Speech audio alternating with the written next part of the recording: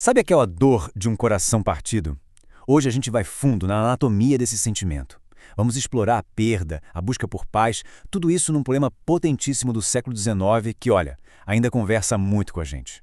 Olha só como o poema já começa. É uma situação forte, uma epígrafe de José de Alencar. E ela já dá o recado, né? Isso aqui não é uma tristeza qualquer, uma coisa que passa rápido. A imagem muito poderosa. Uma árvore de copaíba, ferida lá no fundo, no âmago, e que destila a resina como se fossem lágrimas. Isso já prepara a gente para uma dor que é visceral, sabe? É algo profundo, que não para. E quem é a voz por trás dessa dor toda?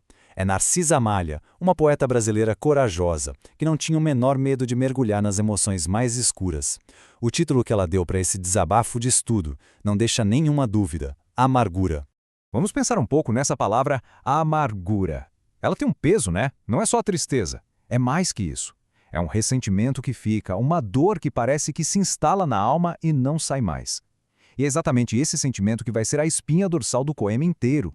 E o poema faz uma coisa muito inteligente para construir a dor do presente. Ele primeiro mostra pra gente a alegria que se perdeu. Pra gente entender o tamanho dessa amargura, a gente precisa primeiro dar uma olhada num tempo em que tudo era basicamente felicidade. A poeta descreve essa época de um jeito que a gente quase consegue sentir, sabe? O rosto quente, corado, o coração batendo forte de alegria. E o mais interessante é que a natureza inteira parecia estar na mesma vibe. As flores pareciam mais vivas, as estrelas brilhavam mais, até o canto dos pássaros soava mais doce. Tudo, absolutamente tudo, parecia amplificar essa felicidade. Só que aí, bum! Com uma frase só, tudo isso desmorona. Todo aquele êxtase, toda aquela alegria é jogado fora, chamado de frívola miragem. É como se fosse uma ilusão boba, que sumiu no ar do nada. E o que ficou no lugar? Um vazio gigantesco. Então, daquela miragem do que foi bom, a gente é jogado de volta com tudo para a agonia do agora. A realidade de hoje é o oposto completo daquela lembrança feliz. E o ponto central de tudo é essa imagem aqui, o gélido coração. Pensa só, um coração congelado, sem vida, mas que, ao mesmo tempo, ainda sangra. É genial, né? Mostra perfeitamente aquela sensação de estar anestesiado, mas sentindo uma dor aguda, uma agonia que te paralisa e te machuca ao mesmo tempo. Aquele mundo que era todo luz e som, agora silêncio, escuridão, desolação. A alegria virou uma coisa parada, estagnada. E a imagem da flor virgem num pântano simboliza isso perfeitamente. A percepção de tudo, da realidade inteira, foi transformada pela dor. É bem aqui que a dor pessoal da poeta simplesmente explode. Sabe, não é mais só um lamento pela perda. Agora ela começa a questionar a própria existência, a fazer perguntas para o universo, para tudo. A primeira pergunta é um grito por liberdade. Por que não ser como um pássaro que pode simplesmente largar o ninho para trás, largar o lugar da dor e voar para bem longe, livre de tudo? Depois, o desejo vai para algo ainda mais distante, quase impessoal.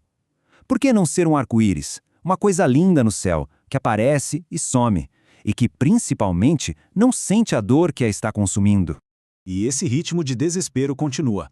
Agora, o desejo é de ser uma nuvem lá longe, no céu estrelado. Isso só reforça essa vontade de se livrar da condição humana, né? De virar algo que simplesmente existe, mas que não sente, não sofre. E é nesse ponto que o sentimento de injustiça fica muito claro. A poeta sente que o mundo abraça quem está feliz, mas não tem espaço para quem está triste. Quem sofre parece que entregue a uma lei fatal, é abandonado. Isso, claro, gera um sentimento horrível de não pertencer a lugar nenhum. Já que não tem consolo aqui na Terra, para onde ela se vira? Para a única saída que resta. O poema, então, vira quase uma oração, um apelo feito diretamente a Deus.